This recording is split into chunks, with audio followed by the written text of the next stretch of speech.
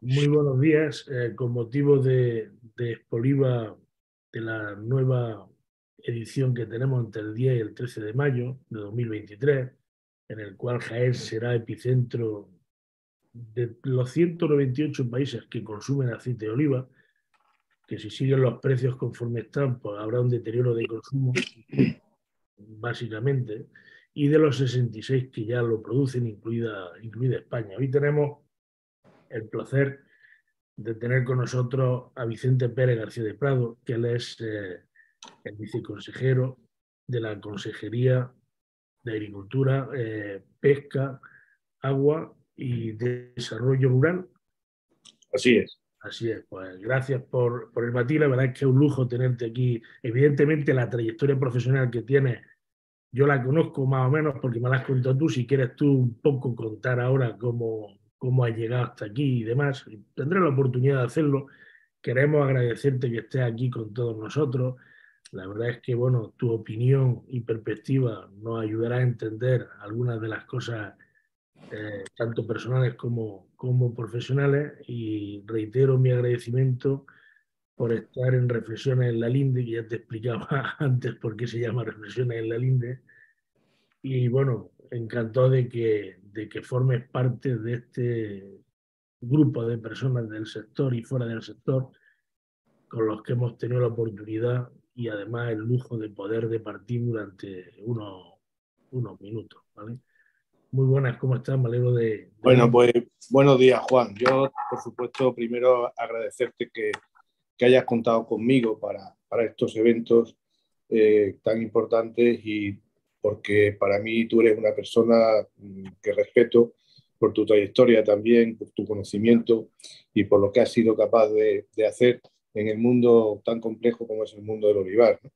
Y hay pocas conferencias a las que yo voy que no salga tu nombre por algún sitio. No hace mucho que estuve en una conferencia de nuestro amigo Álvaro Lavarría, pues sacaba muchas fichas y muchas estadísticas firmadas por ti, ¿no? Yo creo que eso para mí también es un honor que tú te acuerdes de mí, ¿no? Bueno, yo he llegado aquí porque yo me he dedicado siempre a la agricultura desde chiquitito. Si bien en mi familia, mi padrino sí era agricultor, pero mi padre nada tenía que ver con la agricultura, ni mi madre. Y he vivido o me he criado en un entorno que aunque teníamos mucho contacto con el campo y con la agricultura, pero que no era de agricultores. Sin embargo, de mis 7 hermanos, el único que le gustaba el campo desde que era chiquitito y que quería dedicarse al campo, pues era yo, ¿no? Entonces, por un lado, esa afición o esa atracción, y por otro lado, pues trabajando mucho, porque yo creo que todas las cosas en la vida se consiguen si tienes un objetivo claro y trabajas. Después, pues me dedicaba a trabajar y bueno, ya tengo 65 años, voy a cumplir, ¿eh? Que ya es una edad, ¿no? Y bueno, pues de una forma, no sé cómo, sinceramente, pues los que ganaron las elecciones en el 2018 en Andalucía, pues me llamaron a mí para contar con mi trabajo en esta consejería. He estado durante 4 años de secretario general de Agricultura. Tengo que decir que he disfrutado muchísimo. Es un puesto precioso para el que le gusta la agricultura y he disfrutado mucho. He estado apasionado totalmente y ahora estoy de viceconsejero. Yo creía que iba a estar más tranquilo, pero no estoy más tranquilo y sigo apasionado, que es lo importante. Y sigo apasionado por 2 cosas. Una, estoy pudiendo vertir toda mi experiencia profesional para, bueno, altruistamente, ¿no? Pues para todos los agricultores y para todos los ganaderos. Y por otro lado, a mi edad y tras mis años de profesión, pues casi todos los días aprendo algo. O sea que es para estar apasionado como te decía. Luego, pues eso, aquí es trabajar todos los días, ver cuáles son, cómo van surgiendo problemas. Es un problema detrás de otro. Y muchas veces digo, bueno, como ahora va a venir un problema más grande todavía, pues me voy a poder aliviar de este que tenemos ahora mismo que estamos solucionando, ¿no? Y un poco pues esa es la trayectoria. Estoy a gusto en la administración, estoy conociendo la administración que no la conocía desde dentro. Es un mundo tremendo creo que hay muchas cosas muy buenas dentro de la administración, pero también creo que hay muchas cosas que tenemos que mejorar y tenemos que cambiar. Tenemos que darle bastante vuelta, sobre todo a una consejería como esta, que es una consejería muy de gestión, ¿no? Y hay muchas cosas que no son subvenciones, que son normativas, que valen, para mi gusto, valen más que las subvenciones, porque lo que hacen es facilitar el trabajo de nuestros agricultores y de nuestros ganaderos. He vivido ahora una etapa de mi vida apasionante también con la negociación de la política agraria común, del nuevo marco de la política agraria común, que si quizás luego en otro bloque de preguntas pues te pueda comentar algo, pero yo creo que ha sido también un tema apasionante y sobre todo apasionante porque al final yo creo que estamos volviendo a los inicios de esa política agraria común que se inventó allá por los años 1958, después de la Segunda Guerra Mundial, y yo creo que los objetivos de esa política están volviendo a tener valor en esta sociedad del siglo XXI.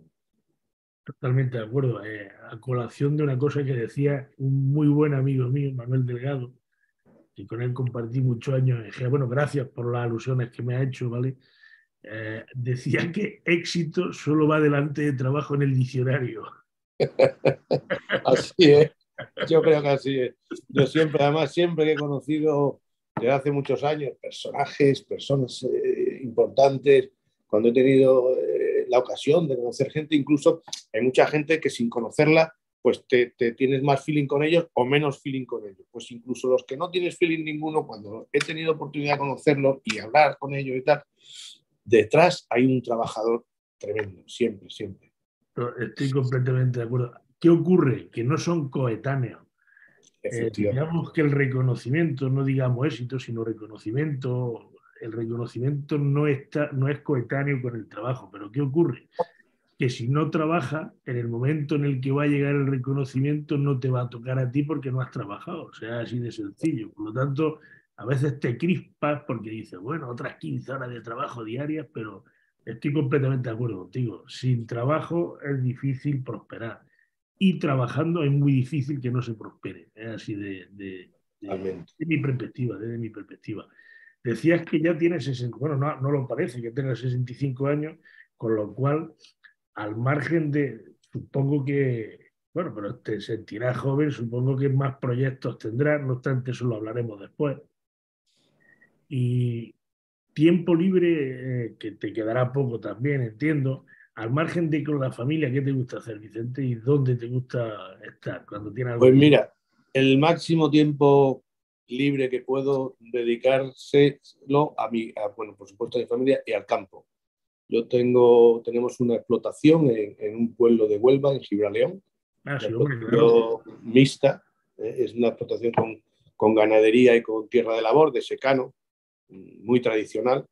Y bueno, pues yo allí me encanta pasar el tiempo, paseo, tengo algunos caballos, me gusta la ganadería, tenemos ovejas, tenemos vacas, y yo estoy allí con mi familia y recibo a muchos amigos, a mis amigos allí cada vez que, bueno, siempre están las puertas abiertas y de hecho vienen muchos amigos a verme allí, allí tenemos nuestras tertulias, nos tomamos nuestro vino, comemos, en fin, tomamos un café, un aperitivo y siempre son ratos, pues como tú decías antes, casi como en la linde, pero es agradable. Tengo allí además buenos vecinos agricultores, me llevo cosas raras, pero me llevo muy bien con todos mis vecinos y en concreto pues tengo un vecino que no es de allí, pero es del Rubio, de un pueblo de El rubio, Sevilla, sí, sí, lo conozco también. y es un olivarero magnífico y además ha plantado allí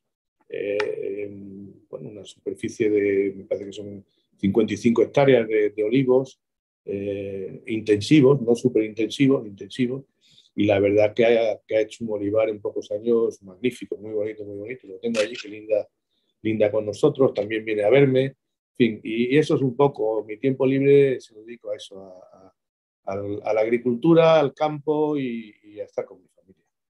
Tienes que tener en cuenta, yo todos estos pueblos los conozco por mi época de director general de Westfalia.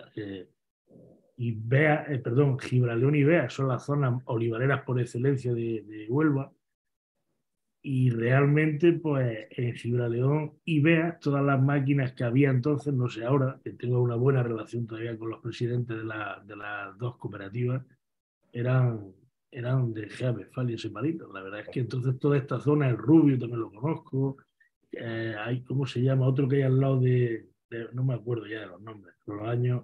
Trigueros, está Trigueros, San Juan del Trigueros, Puerto. Sí. efectivamente, Trigueros. Pues en Gibraleón y en Beas, estos últimos años han ganado varios concursos de aceites afrutados jóvenes, porque la verdad es que no sé si será por la influencia del mar, que está muy cerca. O sea, el mar en realidad allí en línea recta estará a unos 20 kilómetros, 15, 20 kilómetros. Pero es cierto que consiguen unos aceites afrutados muy buenos, muy buenos. Sí, la verdad es que tienen y muy buena gente por allí. La verdad es que hace poco estuve dando una conferencia en Huelva y fueron todos, llevaba años sin verlo y muy buena gente por allí. Entonces, eres agricultor, no solo, dicen, hay una máxima que dice que no es lo mismo trabajar que hablar de trabajo. O sea, tú realmente trabajas, pero evidentemente conoces la agricultura perfectamente. Bueno, la frase vale para todos, no es lo mismo torear que hablar de toreo, evidentemente. Efectivamente, efectivamente. Tú toreas y trabajas y sufres realmente. Ahora después hablaremos también de la pertinaz sequía que estamos viviendo. Pero en este bloque de preguntas, 65 años ha dicho que tenía muchas cosas que quedarán por hacer en el terreno profesional, en el personal, como servidor público, como agricultor, como ganadero, que veo que ejerces te falta pescar ya, o pescas también, ¿no? Ahora estoy aprendiendo de pesca, porque al ser viceconsejero, la pesca también cuelga de esta viceconsejería, que por cierto, y como decías al principio, es apasionante y es sector primario. Y al final el sector primario, da igual que sea pesca, que sea agricultura, pero tienen detrás a unas personas muy parecidas, ¿no? Yo he tenido ocasión ya de reunirme con ciertas cofradías, son cofradías de pescadores, y la verdad es que, bueno, pues entre pescadores y agricultores, sinceramente, no hay diferencia ninguna. Son personas muy que están acostumbradas, que saben buscar ese rendimiento a la naturaleza, ¿no? Y rendimiento que, contra lo que mucha gente pueda pensar, siempre es con un respeto tremendo, porque el respeto que he visto, por ejemplo, en los pescadores hacia el mar, pues no lo he visto en ningún sitio, igual que el respeto que se ve cuando tú estás con los agricultores o con los ganaderos, ¿no? El respeto que tienen al medio, a su medio de producción es muy importante. Muchas veces yo creo que eso desde la ciudad no se ve. Tú decías antes, te quedará por hacer o cuál es.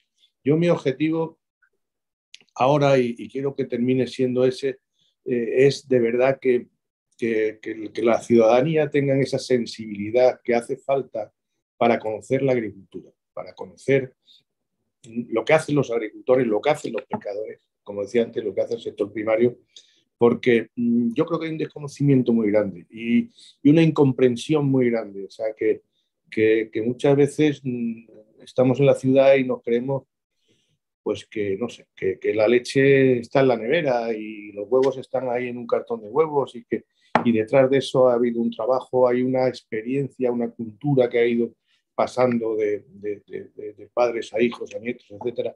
Y yo creo que es muy importante. Y yo en mi trabajo diario lo que intento es que desde esta administración y desde todas las administraciones se tenga esa sensibilidad con las personas que son del sector primario. Totalmente de acuerdo. Es que realmente el sector primario es un trabajo, es casi como ser aventurero, ¿no? Porque yo recuerdo en mi época dirigiendo compañías, todo está planificado, las cadenas de montaje se pueden planificar casi al 100%. Sin embargo, planificar al 100% la ganadería, la pesca o la agricultura es imposible porque hay imponderables que surgen y bueno, y es lo que hay. Y si quieres lo tomas y si no lo dejas. Pues yo he Sí, plantado hace poco y se me han helado los olivos. Se me han helado, pues, como no ha llovido, evidentemente, no se han recuperado. claro, Y como no había agua para regar, pues tampoco se han recuperado. Con lo cual, pues ya tienes un imponderable con el que no contabas, que además lo acaba asumiendo de manera inmediata. Es lo que tiene, no puede hacer otra cosa. Por lo tanto, son profesiones que evidentemente, como tú bien dices, hay que valorar porque de ahí en la pandemia hemos visto que realmente el sector primario no solamente es fundamental, sino que es estratégico como sector económico y no solo como sector económico, sino como fuente de vida. Sin ellos no hay nada, sin ellos no hay nada. O sea que... totalmente, totalmente de acuerdo. Y luego hemos hablado de agua, hemos hablado de PAC, que actualmente que estamos viendo una situación de precio, hablo de aceite de oliva, en origen que son completamente inéditos y que evidentemente van a seguir siendo inéditos porque la cosecha que viene, veremos a ver la climatología si cambia, ojalá, pero es posible que evidentemente nos enfrentemos a uno de los más bajos enlaces de la historia, ¿vale? La PAC como complemento de renta, sobre todo de la olivicultura tradicional, es fundamental no solo para los 66 países que producen aceite de oliva, que no hay en todo, pero Andalucía como uno de los mayores productores de aceite de oliva del mundo y España evidentemente también. ¿Cómo ves los próximos años y el desarrollo y diseño que se ha hecho o que se está haciendo de la actual PAC? ¿Cómo nos afectará, según tu criterio? Pues vamos a ver, yo creo que podemos estar de alguna forma, y antes hablaba de esa sensibilidad que hay que tener con la agricultura y con la ganadería, con el sector primario, podemos estar en un momento de difíciles decisiones. ¿En qué me refiero? Pues que la agricultura, como tú bien has dicho, es alimentación. Los agricultores producen alimentos y la alimentación es un sector estratégico y no podemos dejar la alimentación en manos de terceros países. Eso sería un gran error. Me voy al inicio de la PAC. La PAC en 1958, me parece recordar, que fue cuando se fundó, tenía tres objetivos básicos. Uno era mantener las rentas de los agricultores, mantener las rentas de los agricultores para que pudieran seguir estando ahí, para que no se fueran de allí. Otro era producir alimentos en cantidad porque había hambre y había necesidad. Y el otro era que esos alimentos fueran sanos y además fueran a unos precios asequibles. Había otros objetivos secundarios, pero esos eran los tres objetivos fundamentales. Y yo creo que hoy vuelven a estar en boga. Hay que mantener la renta de los agricultores porque agricultor que se va, agricultor que ya no se recupera. Y cuando un agricultor se va o un ganadero se va, queda una porción de tierra abandonada. Y esa es una realidad que la queramos ver o no, es la realidad. Y cuando el campo se abandona, no solamente se despuebla, sino que cambia su fisonomía, digamos, ¿no? Empieza ya pues, a matorralizarse, después vienen los incendios, después vienen todas las... Digamos que de alguna forma dejan de ser aprovechables esos terrenos. Entonces hay que mantener esas rentas para que sea atractivo y para que siga. Y luego tenemos que producir esos alimentos porque la única forma de poder tener alimentos a buen precio es teniendo alimentos. Yo siempre digo que efectivamente nosotros podremos comprar trigo en Argentina o en cualquier otra parte del mundo o cualquier otro tipo de producto, pero no es lo mismo cuando tú vas a comprar trigo y tú tienes en tu despensa trigo, tú puedes ir y puedes hacer una oferta y decir, el mes que viene le voy a ofertar algo menos, así es que usted verá. Pero si tú vas y tu despensa la tienes vacía, te van a decir al contrario. Y si no lo compra usted este mes, el mes que viene le voy a pedir más. Entonces, eso es así y va a seguir siendo así de por vida. Entonces, no podemos dejar esa política de producir alimentos en manos de terceros países. Pero es que luego, además, la política agraria común tiene otras, bueno, y el mercado de los alimentos en general tiene otras connotaciones que son también muy importantes. O sea, que los intercambios que hay de productos de trigo, de aceite, han servido también en la época de la posguerra, pues para poderle vender tecnología y Siemens, Philips, Mercedes a otros países, y lo hemos cobrado con ese trigo y lo hemos cobrado con esos productos que nos hemos traído, ¿no? Yo creo que eso no lo debemos de dejar nunca de un lado. Entonces, ojo, yo siempre digo ojo, porque como tenemos esos tres objetivos que siguen estando totalmente vigentes, no los podemos abandonar. Entonces, hemos visto una política agraria común donde ha tenido, digamos, dos fases totalmente diferenciadas. Una fase, digamos, que es la fase de discusiones en Europa, que terminó prácticamente, empezó en el 2018 y terminó en el 2021, donde ahí, cuando se empezaron las discusiones, pues la primera discusión que había era si iba a seguir habiendo PAC o no iba a seguir habiendo PAC. No sé si lo recordarás o lo recordarán los que nos escuchen, ¿no? Estaba el miedo de que desapareciera esa política agraria común. Al final, pues se mantuvo y con cambios, ¿no? Con algunos cambios. En Bruselas, dos cambios fueron los fundamentales. Hubo presupuesto, era un poquito inferior, era inferior al anterior, y luego pues había dos cambios. Uno, que en realidad no era un cambio, que era seguir en la senda esa de la sostenibilidad, que ya se había empezado allá con la Agenda 2000 a finales de los años 90, y la otra era darle más gobernanza a los países, darle mayor libertad para poder hacer las normas en cada país, ¿no?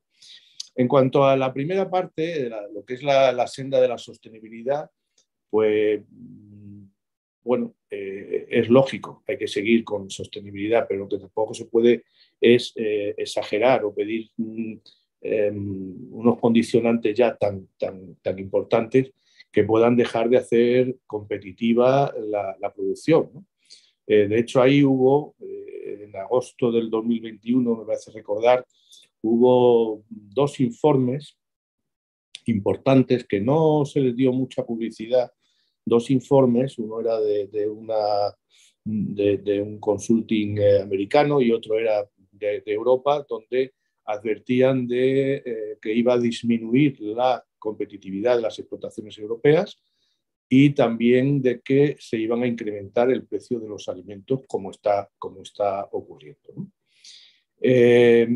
Porque la política agraria común, o sea, y hablábamos del tercer objetivo, es para que esos alimentos sean asequibles para la población. O sea, realmente el dinero que llega, los apoyos que llegan a los agricultores, quien los disfruta son los ciudadanos. Y eso es el mensaje que hay que explicarle a los ciudadanos. O sea, porque gracias a ese mantenimiento de renta, a esa producción que estás consiguiendo, consigues unos precios económicos para todos los ciudadanos, que a su vez son los que te han pagado esos apoyos. Yo creo que ese es el concepto global,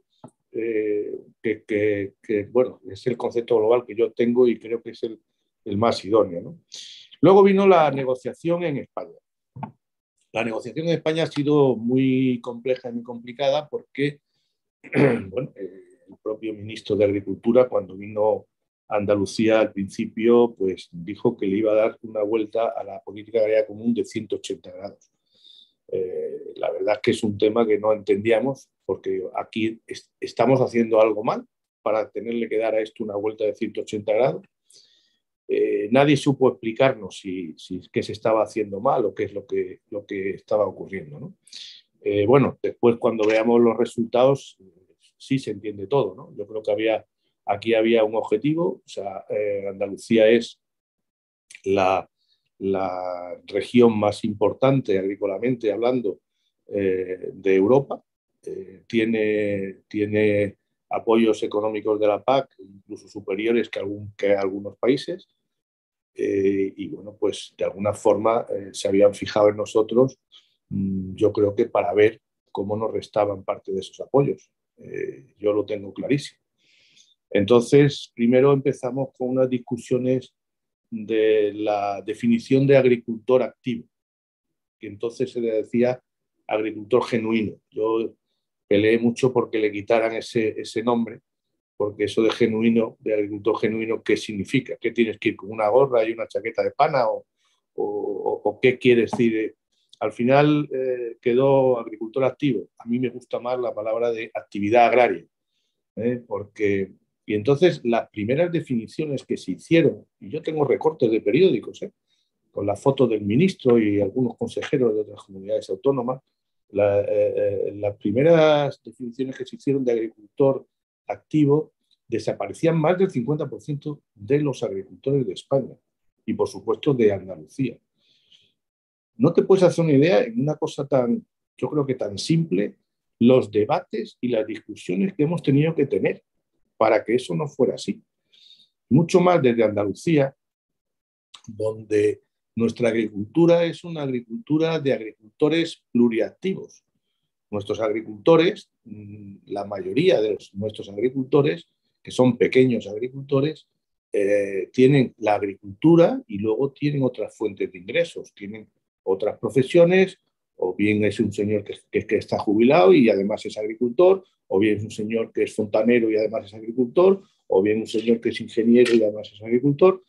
Yo creo que eso es la realidad de nuestra agricultura y al final tenemos una agricultura o un modelo de agricultura que yo siempre digo que es un modelo de éxito porque ahí está ese señor que es jubilado y es agricultor o que es ingeniero y es agricultor. Esa agricultura es la que le amarra al terreno de alguna forma. Entonces nosotros no tenemos los problemas de despoblación que tienen otras comunidades autónomas. Tenemos problemas de despoblación también, pero no en esa intensidad.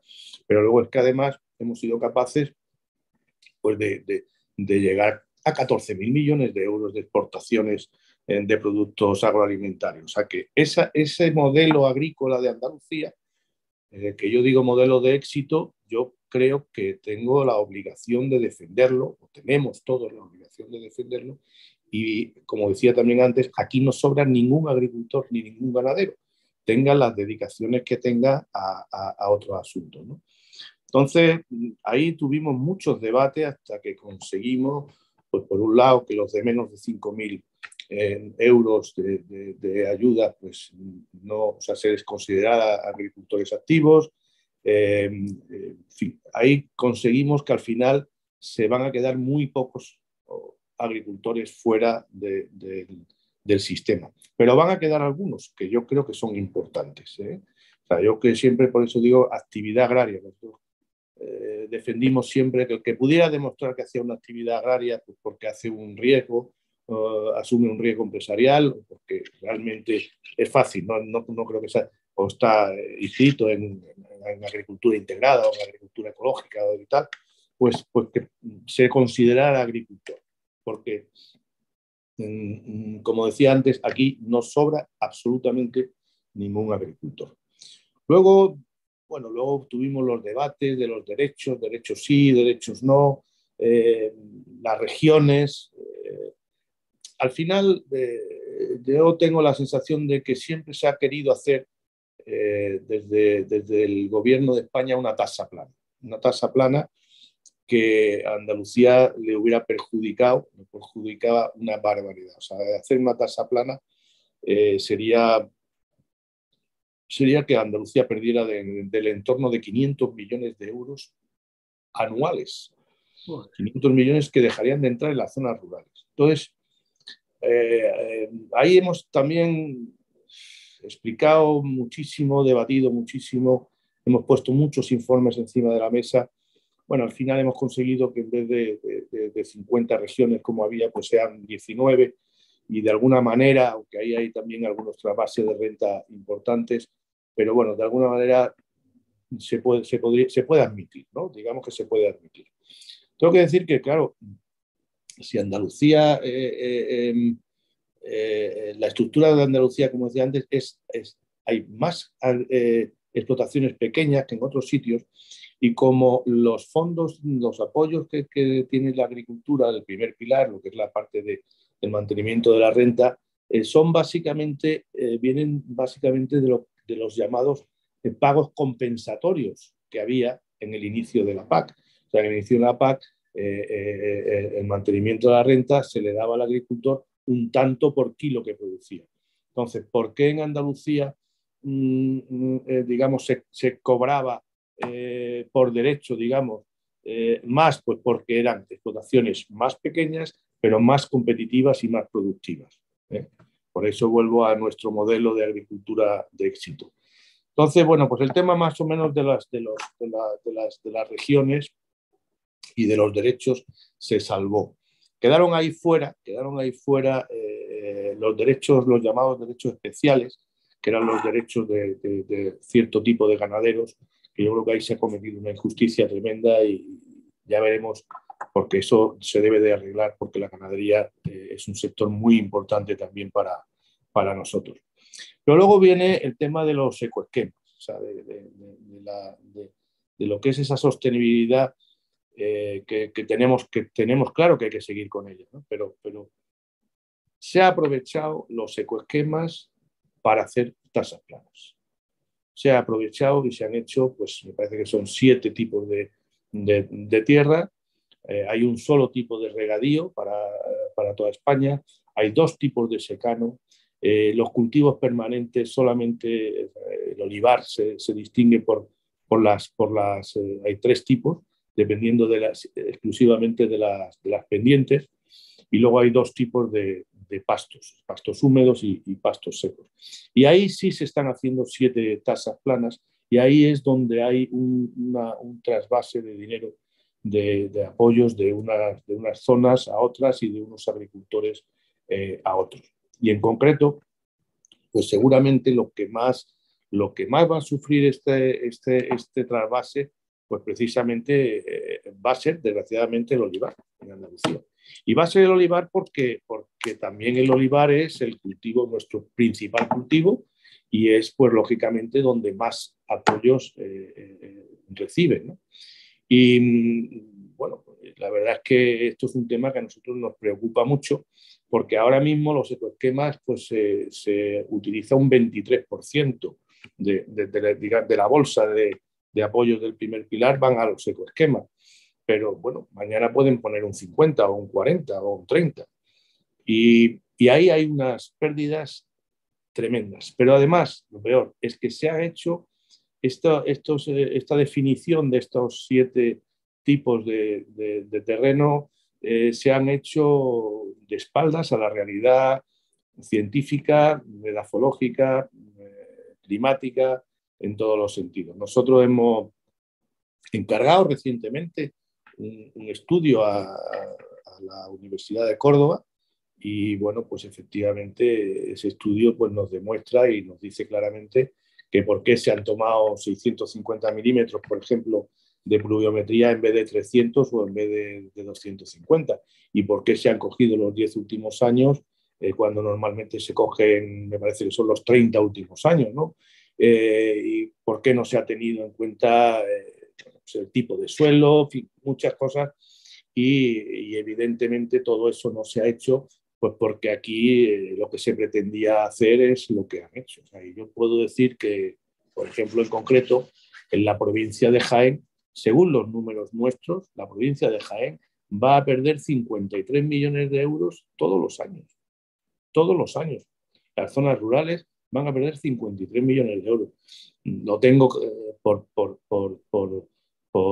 zonas, ¿no? Y lógicamente quien más va a perder, pues va a ser los más productivos. ¿Dónde están los olivares más productivos? En las lomas. Pues de los 53 millones, a mí me sale que las lomas, la zona de la comarca de las lomas, pierde 21 millones.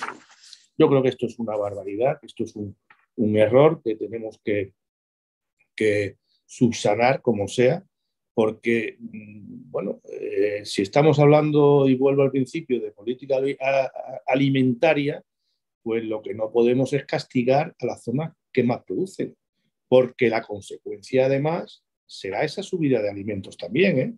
Porque lógicamente esos apoyos, como decía también, al final van directamente al precio y van directamente a los consumidores. Si se restan esos apoyos, pues tendrán que subir las producciones, creo yo, ¿no?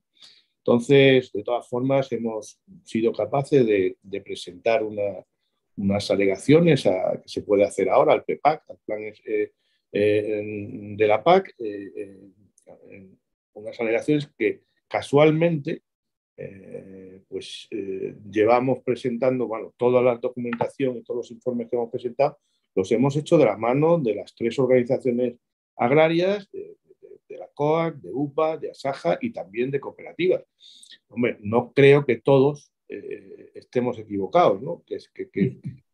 Entonces, hombre, lo que sí esperamos es que el gobierno, pues al final sea sensible y comprenda, y vuelvo a insistir, que estamos hablando de una política alimentaria y eso es muy importante. Luego, pues por ejemplo, pues no se ha tenido, hay cosas que son, digamos, contrarias a los objetivos. O sea, nosotros hemos intentado que se reconociera, por supuesto, que se reconociera el olivar como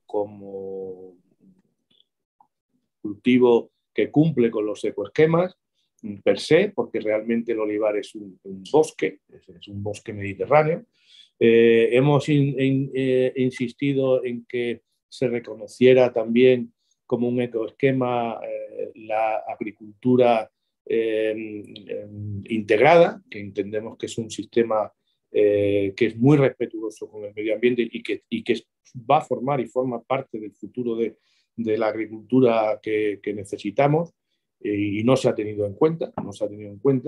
Hemos pedido también, por ejemplo, que fuera un ecoesquema per se la agricultura ecológica, que contrariamente a lo que se pueda pensar, le han disminuido los apoyos.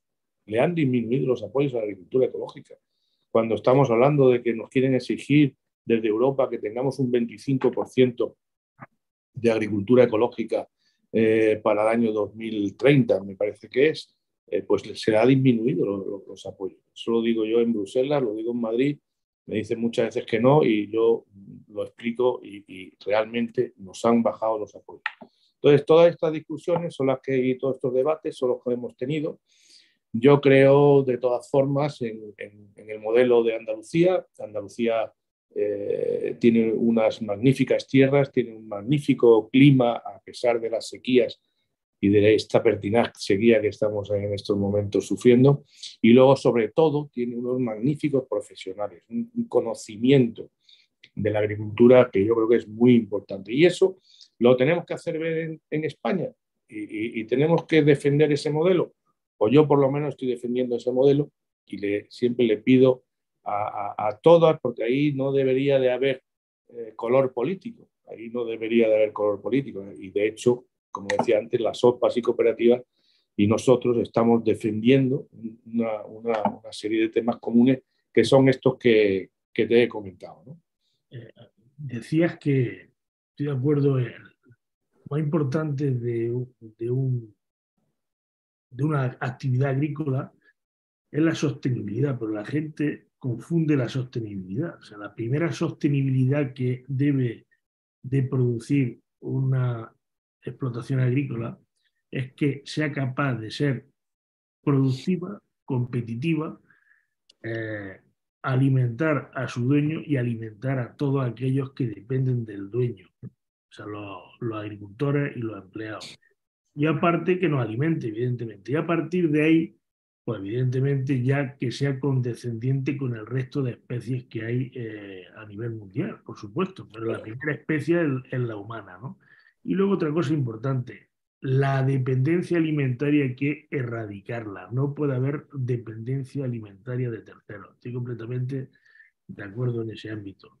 Y has tocado de soslayo un poco el tema del agua que nos preocupa, por lo menos a mí nos preocupa bastante, ya no solamente porque a la agricultura se destina el 83% del agua, o sea, es el ámbito al cual más agua se destina. Y actualmente Andalucía es uno de los mayores atractivos para la familia office, los fondos y grandes agricultores, no solo de España, sino de fuera de España por la idiosincrasia del terreno que tenemos y los cultivos. ¿Cómo crees que afectará el tratamiento o la falta de agua en el futuro y cómo se podría paliar, según tu criterio? Bueno, pues efectivamente el tema del agua es un tema que de total actividad, o sea, de actualidad, perdón, y que es fundamental que empecemos a darle soluciones. Ese es, muchas veces, el otro día me decía un amigo que con la cantidad de cosas que hemos inventado, la humanidad ha inventado, ¿cómo no hemos inventado nuevos ríos? Y digo, pues lleva razón, parece una tontería, pero lleva razón, ¿no? Entonces,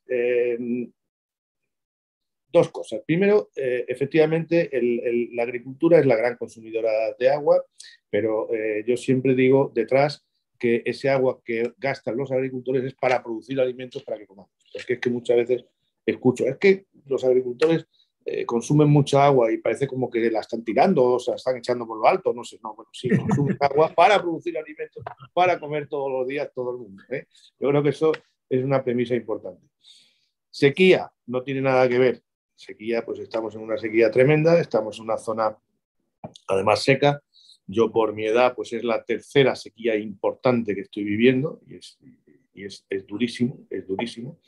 Pero no podemos dejar de pensar en nuevos recursos, más recursos. Yo creo que tenemos la obligación de quitar la política y la ideología del agua y darnos cuenta de que podemos hacer muchas pequeñas balsas, medianas balsas, que tenemos que hacer más desaladoras y que luego tenemos que hacer un uso racional, lógicamente, del agua. Que también cuando hablo de uso racional, cuando yo estudié, una hectárea de riego necesitaba 10.000 metros cúbicos. Hoy quien riega con la mitad ya está gastando agua, o sea que se ha mejorado muchísimo. Entonces, luego efectivamente habrá que seguir usando el agua y aprendiendo a gastar lo menos posible y a sacarle el máximo rendimiento. Pero lo que tampoco me cabe duda es que tenemos la obligación de hacer todas esas obras que se han declarado de interés por unas administraciones y por otras, y tenemos la obligación de poner encima de la mesa todos los proyectos que sean posibles para conseguir ese preciado agua que tan importante es para la agricultura, para las personas, para todo el mundo, ¿no? Bueno, esta legislatura, el presidente de la Junta de Andalucía lo ha dicho, que va a ser la legislatura del agua. Y estamos trabajando, desde luego, en todo lo que nos es de nuestra competencia, incluso que estamos yendo incluso hasta más allá. O sea, porque, por ejemplo, la presa de la Alcolea, en Huelva, pues ya la Junta de Andalucía ya ha dicho que si no la hace el gobierno, que es una obra de interés general del gobierno de España, pues que la hacemos nosotros. Incluso pues la presa de Rules en Granada, pues también ya hemos dicho que si no la hacen ellos, que la podemos hacer nosotros. La presa de Siles que tenéis en Jaén, empezaba la discusión que si había que delimitar la zona de riego, no había que, ya está delimitada, que era la competencia de la Junta de Andalucía. Todas esas obras y hay que hacerlas, hay que ponerlas en vigor y después, por supuesto, hay que mejorar en el uso y en la eficiencia de este agua, ¿no? Es fundamental, va a ser fundamental, e insisto, tenemos que quitarle la ideología al agua. El agua es riqueza para todos, es riqueza para el medio ambiente, es riqueza para las personas y tenemos que un poco, yo creo que mentalizarnos todos de que eso tiene que ser así y tenemos que mejorar las infraestructuras y sobre todo pues mejorar, sacar más recursos. ¿Cómo? Pues aprovechando cuando llueve y poder hacer embalses y poder hacer balsas y regulaciones para que después cuando no llueve pues podamos tener agua, ¿no? Yo creo que eso es importante y luego pues la sequía lo que pido es que termine lo antes posible. Yo, como te decía, es la tercera sequía que vivo fuerte en mi vida. También tengo que decir que, y siempre lo digo, que yo la primera sequía que recuerdo, que yo ya era agricultor, fue entre el 80 y el 83. Y yo recuerdo en las zonas de ganadería extensiva los ganaderos cortando ramas a los árboles para que el ganado se comiera las hojas, porque es que no había nada en el suelo, ni había... Después vino la sequía, me parece recordar, del 93 al 95. En esa sequía vi yo construir una tubería de más de 60 kilómetros, que iba del Chanza, que es un embalse de la provincia de Huelva, al puerto de Huelva, y allí cargaban el agua y la llevaban a Cádiz, porque en Cádiz no había agua. Y luego en esa sequía también recuerdo, pues en Sevilla se sacaba el agua del río para poderse lavar y se cortaba el agua, no me acuerdo, pero se cortaba el agua diariamente. Esta sequía, pues, por ejemplo, en Sevilla, afortunadamente, todavía no han tenido que cortar el agua. ¿Por qué? Pues porque se han hecho algún embalse o se hizo Menonares. En fin, cuando se van mejorando esas infraestructuras, pues lógicamente nos vamos poniendo en mejor posicionamiento ante la próxima sequía, porque las sequías aquí van a seguir, independientemente del cambio climático, las sequías las hemos tenido siempre y las vamos a seguir teniendo. Entonces yo creo que ahí ahora tenemos dos frentes. Uno es el cambio climático, pero el tema de la sequía también debemos de preverlo en lo que podamos. Totalmente de acuerdo. No sé, Vicente, si quieres añadir algo más, algún matiz adicional. Bueno, yo sí quiero añadir, bueno, esta conversación en la Linde, que para mí está siendo agradable, muy agradable. Sí quiero, hombre, hablar de Espoliva. Sí quiero hablar de Espoliva y quiero hablar de Jaén, porque yo quiero que Espoliva sea y es sea esa semana, que no sea solamente Jaén la capital del aceite de oliva, que sea de verdad y que lidere el aceite de oliva, pero a nivel mundial. Yo, que ya llevo muchos años, antes de estar en la consejería, yendo a Espoliva, disfruto cuando veo las últimas tecnologías que se plantean allí, cuando veo bueno, pues esa concentración no solamente de tecnología, sino también de comercio, de gente que viene pues, de todo el mundo y que se interesa, y además me gustaría que muchas veces te coges a lo mejor de la Espoliva de hace 10 años o 12 años y no tiene nada que ver con la de ahora, ni de envases, maquinaria, recambio, en fin. Yo creo que eso es muy importante. Yo creo que Jaén, Andalucía y Jaén se convierten en la capital del mundo de las nuevas tecnologías del olivar, de las nuevas tecnologías del aceite, y yo creo que eso es muy importante y tenemos que darle a conocer a todo el mundo lo que estamos haciendo y tenemos que seguir liderando este sector tan importante para Andalucía, tan importante para el mundo, porque estamos produciendo una grasa saludable y yo creo que eso cada vez el mundo lo va conociendo poco a poco. Y hablabas antes de 198 países, me parece que dijiste, consumidores. Yo creo que efectivamente cada vez se va conociendo esta grasa más. Hace unos días debatía con un compañero sobre las mezclas de los aceites que se hacían en Estados Unidos y en otros sitios, ¿no? Y al final lo que están haciendo es mejorando sus aceites con el nuestro. Y primero mezclan un 10, después un 20 y al final terminarán tomando el 100% de nuestro oro líquido y saludable, que es el aceite. En España ya se hace, ¿eh? En España no se hace de manera... Yo estoy de acuerdo contigo. Cuanto más aceite de oliva haya mezclado con el de maíz, más aceite de oliva se consume. Claro, claro. Y luego yo creo que eso es positivo. También es cierto, y lo decías al principio, Juan, de tu intervención, el tema de los precios, ¿no?